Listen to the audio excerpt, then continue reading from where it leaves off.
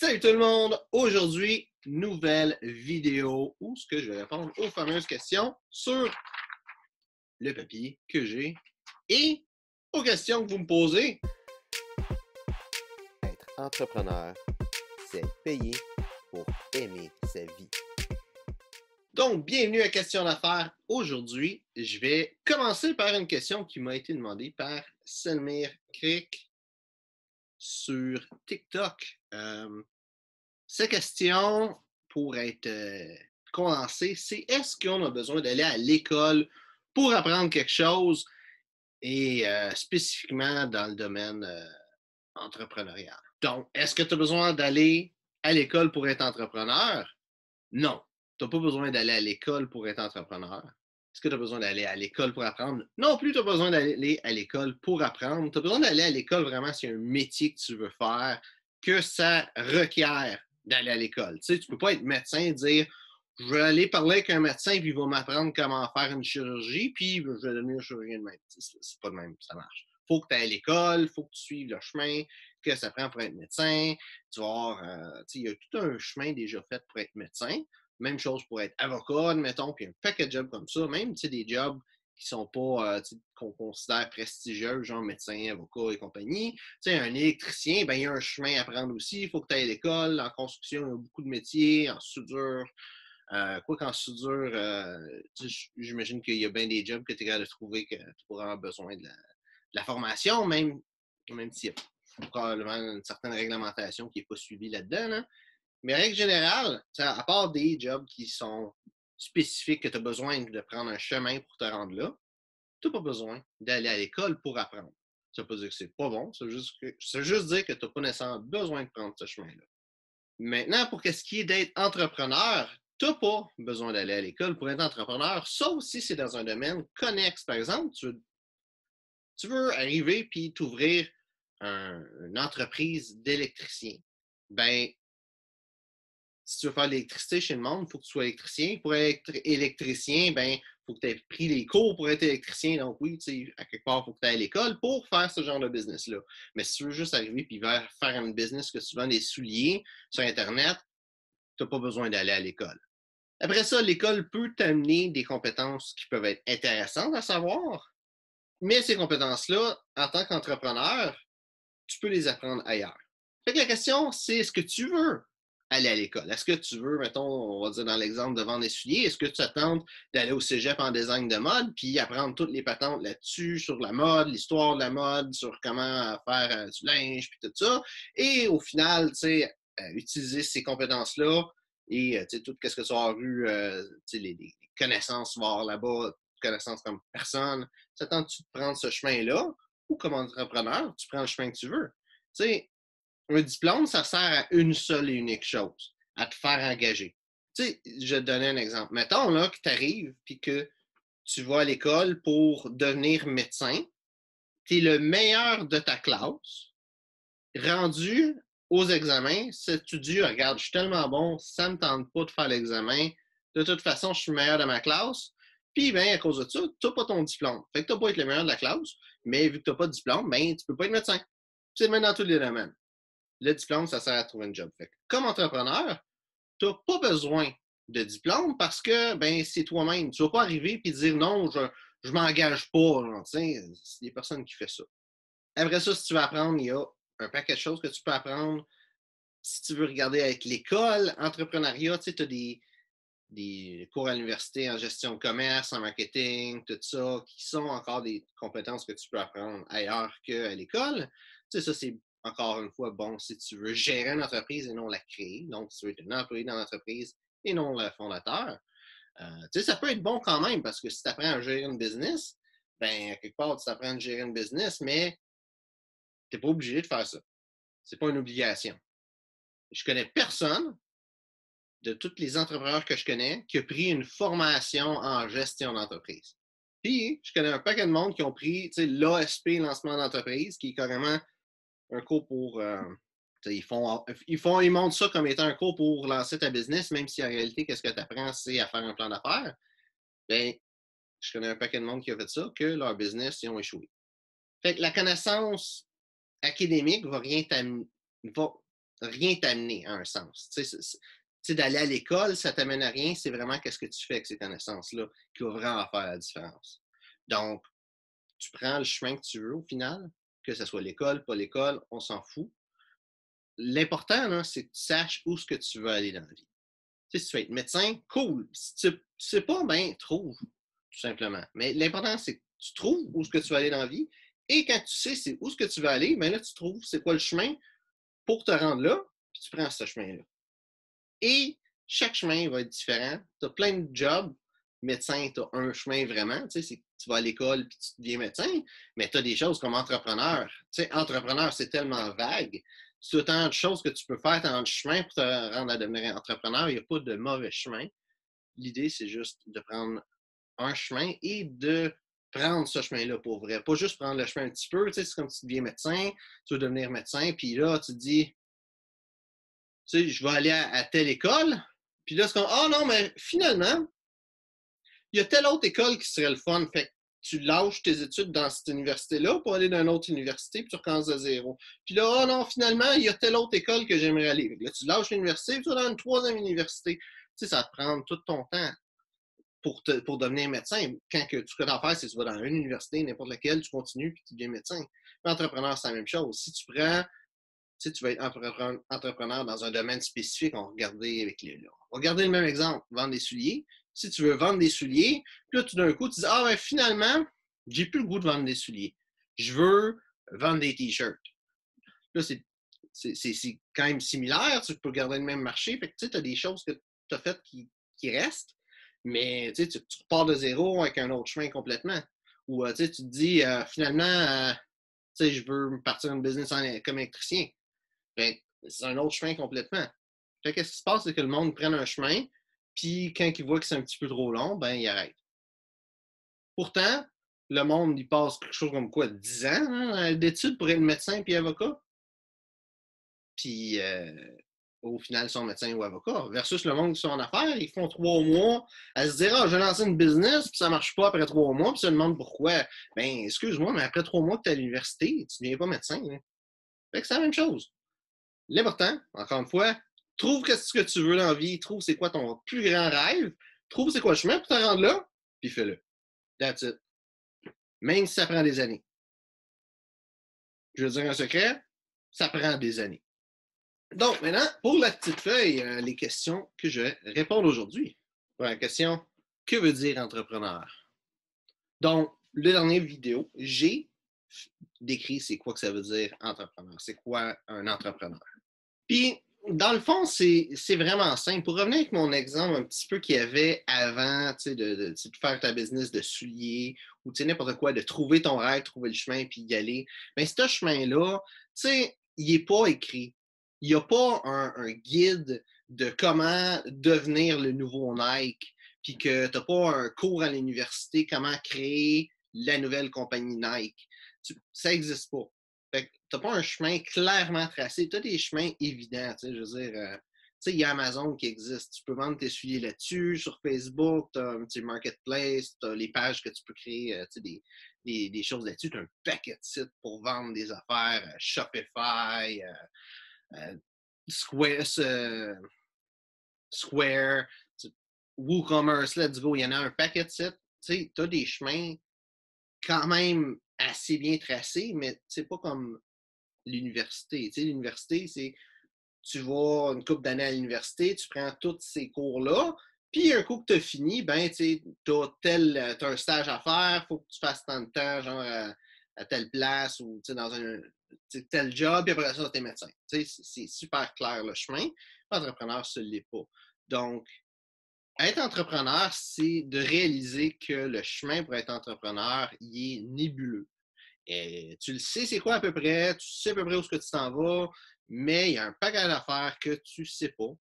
Et d'être entrepreneur, c'est d'entreprendre ce chemin-là et d'entreprendre les obstacles aussi qui vont être dans le chemin. Réaliser que, hey, finalement, j'ai telle affaire, une affaire que je vois souvent, c'est, après une année à avoir fait du cash, que tu réalises que, hey, tu as des impôts à payer.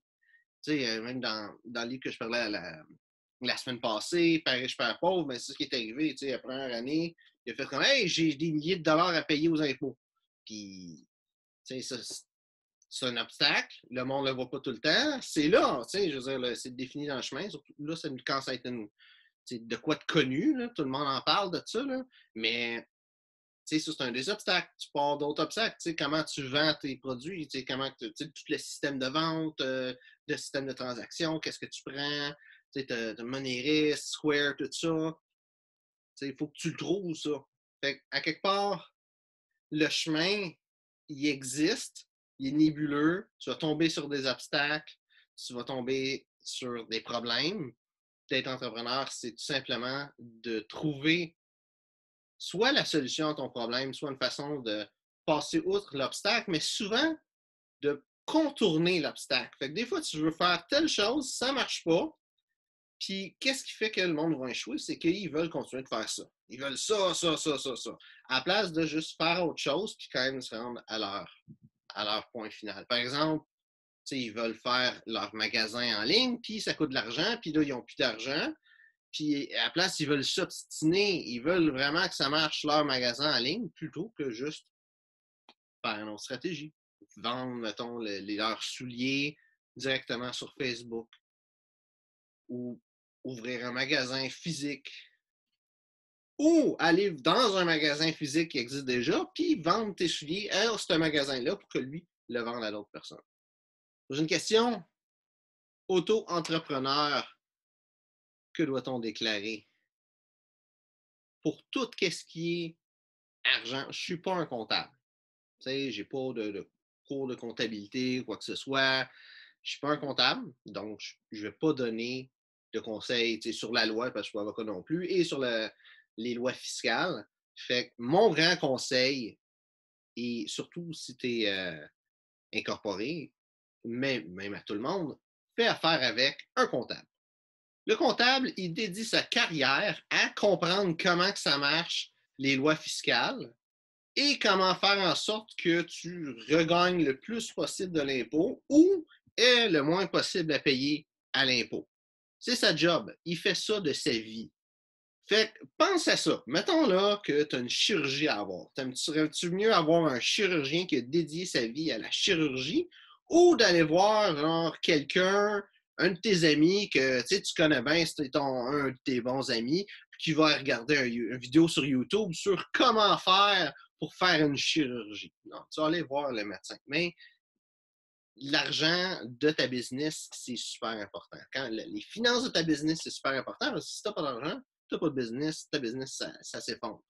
Tu pars des business qui ne coûtent pas grand-chose, mais mettons que tu as un magasin. C'est un magasin, il faut que tu payes le loyer, il faut que tu payes l'électricité, il faut que tu payes un paquet de patentes. Fait que, tu as besoin d'argent qui rentre, tu as besoin que ton argent soit bien géré. Fait que, oui, il faut que tu saches comment ça marche un peu, il faut que tu fasses tes propres affaires, mais faire affaire avec un comptable, c'est sa job d'être sûr que tout ce qui est des finances, en rapport avec le gouvernement spécialement, que c'est bien fait, puis tu ne veux pas que le gouvernement vienne te faire chier. Puis l'exemple que je donne tout le temps, c'est Al Capone. Al Capone, là, c'est un criminel pendant la Prohibition. C'est un criminel américain. Puis qu'est-ce qu'il faisait? C'est qu'il vendait de l'alcool au monde dans le temps que c'était illégal. Il y avait un paquet de monde qui travaillait en dessous de lui. Et en plus de ça, c'était illégal. Fait que surtout dans ce temps-là, c'est pas comme aujourd'hui, parce que c'est smooth, on n'entend pas trop parler, c'était rough. Il y avait du monde qui mourait à cause de ça, des policiers, d'autres gangs rivales, puis il y a bien du monde qui se sont fait tuer à cause d'Al Capone. Fait que tu peux te douter que c'était pas une bonne personne, surtout que je te dis Al Capone, puis tu dois savoir c'est qui, puis ça c'était là, des années, des dizaines d'années, cette affaire-là. Ben, Al Capone, ils n'ont pas été capables de l'arrêter pour ses crimes. Tout le monde savait, même toi, là, tu sais qu'Al Capone, c'était un grand parrain de la mafia, c'était un grand criminel d'un grand réseau de trafic d'alcool, peut-être que c'est ça qu'il faisait, mais tu sais c'est qui Al Capone. Malgré tout, ils n'ont pas été capables de l'arrêter pour ça. Fait qu'est-ce qu'ils ont fait? C'est qu'ils ont regardé c'est quoi son style de vie, avec un gros char, une grosse maison, puis tout ça, puis ils se sont dit, hey, il y a tellement de cash que pour avoir ce style de vie-là, il faut qu'il y ait de l'argent. Fait qu'ils ont regardé les impôts, puis il n'a pas payé ses impôts. Parce que, ben, je veux dire, c'est un criminel. Fait qu'en même temps, tu vas pas arriver à déclarer tes impôts. Ah, j'ai fait 5000 pièces pour avoir tué quelqu'un. Mais, en tout cas, il n'a pas payé ses impôts. Donc, ils l'ont arrêté pour pas avoir payé ses impôts. Et c'est la seule façon qu'il a été capable de le mettre en prison. Juste pour te dire que tu peux tuer du monde, tu peux faire des affaires illégales, mais si tu ne payes pas tes impôts, ils vont te pogner, puis ils vont t'arrêter. Fait que tu as affaire avec un professionnel. Prochaine question, auto-entrepreneur, que paye-t-on? Donc, les impôts, déjà ça. Et je veux dire, je réponds aux questions qu'il y a sur le papier, puis c'est tellement vague. Je veux dire, t'es toutes. Je veux dire, tu sais, si tu vends une bébelle, tu sais, qu'est-ce que tu fais, c'est que tu achètes des téléphones usagés, puis tu les revends, ben, il faut que tu achètes le téléphone avant de le vendre, ou techniquement, ben, après l'avoir vendu, mais pour que le téléphone se rende à quelque part. Tu sais, si tu fais affaire avec du monde en dehors de toi, il faut que tu les payes. Ton comptable, tu sais, à quelque part, il faut que tu le payes. Fait que il n'y a pas de. Ça dépend trop. Encore une fois, question fiscale va voir un comptable. Que signifie auto-entrepreneur? Donc, encore, je vais revenir, ça ressemble beaucoup aux questions de la semaine passée, ça. Je suis encore dans le que. Je vais peut-être changer de catégorie pour les prochaines vidéos, là. Mais, premièrement, moi, personnellement, j'aime pas le terme auto-entrepreneur parce qu'un entrepreneur, c'est quelqu'un. Je donne toutes les différentes façons d'expliquer ce qu'est un entrepreneur, mais basiquement, c'est quelqu'un qui gère une entreprise. Puis si tu vas regarder c'est quoi une entreprise, c'est un groupe d'individus qui crée un service ou c'est quelque chose comme ça. Là. Avec, un auto-entrepreneur, ça n'existe pas juste par définition. Mais un auto-entrepreneur et un travailleur autonome, qui est le terme que j'aime et qui est le terme utilisé au Québec, ben, c'est quelqu'un qui travaille tout seul, à son compte, qui est son propre patron, qui est la personne qui fait absolument tout, à part peut-être une coupe de patente là, qui peut trouver genre la comptabilité, par exemple, là, engage un comptable, comme j'ai dit. Fait que c'est pas mal ça, un travailleur autonome. C'est quelqu'un qui va avoir un petit peu une entreprise, mais l'entreprise, c'est lui.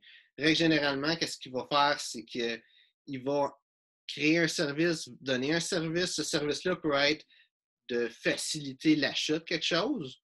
Par exemple, quelqu'un qui va vendre des souliers à des entreprises. Ça peut être quelqu'un qui veut. Ça peut être quelqu'un qui va avoir différentes entreprises de souliers, qui fait faire ces souliers-là et qui va les redistribuer à des magasins, par exemple. J'ai l'exemple des souliers parce que la personne au début qui m'a posé la question, il me parlait de souliers. Mais un auto-entrepreneur, c'est quelqu'un qui est tout seul dans sa business, qui gère ses affaires tout seul et, règle générale, qui fait tout seul puis qui fait absolument tout dans sa business. Si tu aimes ça, être auto-entrepreneur, être travailleur autonome, parfait, continue, va là-dedans. Je suis content pour toi. La lacune que je vois là-dedans, c'est que d'être travailleur autonome, tu fais tout seul. Ça veut dire qu'il y a des choses que tu n'aimes pas que tu fais. Tu as des choses en quoi que tu n'es pas bon que tu fais. Puis il y a des choses que tu n'aimes pas, puis que tu n'es pas bon, puis que tu fais ça. Fait que si tu n'aimes pas ça, si tu n'es pas bon, ou les deux, c'est mieux d'avoir quelqu'un d'autre qui le fait à ta place. Ça, c'est une des grosses lacunes que je vois, sur le côté personnel, sur le côté bonheur, et un petit peu sur le côté productivité, mais aussi sur le côté vraiment productivité, efficacité de l'entreprise. C'est simple. Si tu es tout seul à faire quelque chose, mais tu vas avoir les résultats de toi tout seul. Si tu as 20 personnes qui travaillent pour toi, ben, tu vas avoir le résultat de ces 20 personnes-là, plus toi, si toi aussi tu fais la même chose que les autres. Donc, d'avoir des employés, oui, tu as d'autres choses à faire, tu as géré les employés et tout ça, mais au final, d'avoir des employés, d'avoir une équipe, pas nécessairement des employés, ça peut être des sous-traitants, peu importe, ça te permet de créer des choses plus grandes et d'avoir des plus grands résultats, des meilleurs résultats. Après ça, c'est vraiment quand tu veux gérer ta business. Tu fais comme tu veux, comme qui te rend heureux, puis that's it. Fais ce qui te rend heureux. Auto-entrepreneur, entrepreneur, Là, je viens de lire le terme, j'arrête pas de dire auto-entrepreneur, mais travailleur autonome, entrepreneur, tu fais ce que tu veux, en autant que c'est ça que tu veux, puis c'est ça qui te rend heureux. Autre question, comme auto-entrepreneur, que doit-on payer? Donc, j'ai déjà répondu à cette question-là. Là, j'ai une question, que veut dire entrepreneur individuel? Donc, auto-entrepreneur, entrepreneur individuel, travailleur autonome, c'est tous des synonymes. Je sais qu'en France, auto-entrepreneur, c'est le terme spécifique et légal qui est utilisé pour dire un travailleur autonome. Qu'est-ce qu'on dit au Québec? Donc, peut-être que travailleur individuel, il y a un pays à quelque part ou un groupe de pays qui utilise ça spécifiquement comme terme. Peut-être, je ne sais pas, mais c'est toute la même chose. Ça veut tout dire la même chose. C'est quelqu'un qui est tout seul puis qui travaille à son compte. Prochaine question. Je vais passer à travers de toutes les questions que. Auto-entrepreneur, que faire sans diplôme? Donc, sans diplôme, comme j'ai dit plus tôt, tu n'as pas besoin d'aucun diplôme pour partir une entreprise. Le seul bémol à ça, c'est si tu as une loi quelconque qui dit que ça prend tel diplôme pour faire telle action ou telle chose que ça te prend, ou titre, poste, peu importe, pour faire telle chose. On va donner l'exemple d'un psychologue, par exemple, qui peut donner des thérapies, puis tout ça. Je ne connais pas tant le monde de la psychologie, mais tu sais, un coach ne peut pas faire les choses qu'un psychologue fait. Premièrement, parce qu'un coach, ben, c'est pas ça que ça fait, c'est pas ça que ça l'apprend, mais aussi par le fait que c'est géré là, ce domaine-là de la psychologie. Donc, qu'est-ce que tu peux faire sans diplôme? Tu peux faire absolument n'importe quoi. Puis même dans l'exemple que je te donne de ça, ou n'importe quoi, je te donne l'exemple d'électricien plutôt. Je dis que tu es obligé de prendre le cours comme électricien et tout ça. Puis même ça, c'est même pas vrai. Tu n'es pas obligé d'étudier en électricité pour partir un business d'électricité. Parce que oui, si ça te prend un électricien, il n'y a personne qui a dit que c'était à toi d'être l'électricien. Parce que tu peux juste faire une business d'électricien, engager des électriciens et ou même un genre d'agent pour les électriciens où que, tu vas trouver soit un employeur pour eux autres ou une agence, comme une agence de placement ou que tu vas trouver des petits jobs pour eux autres puis que tu gères un groupe d'électriciens. Ça peut être ça.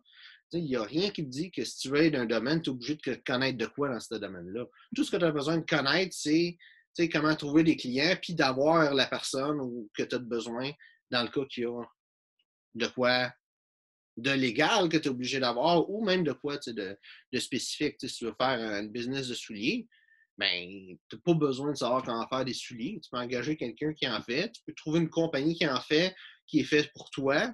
Puis tout ce que tu fais, c'est revendre ces souliers-là. Fait que tu n'as rien besoin d'affaires comme études. Même si. Non, je ferais juste me répéter, là, mais tu n'as pas besoin d'aller à l'école, tu n'as pas besoin d'études, tu n'as pas besoin de rien apprendre pour être entrepreneur, mis à part les choses que tu as besoin pour être capable de réussir. Donc, vendre tes services, éventuellement gérer du personnel, gérer des personnes, avoir des bonnes compétences en communication. Et toutes les fois que tu vas trouver un obstacle ou ce que tu dis, hey, ça ne marche pas, mais c'est de trouver soit quelqu'un qui peut faire ça à ta place ou toi-même apprendre à le faire.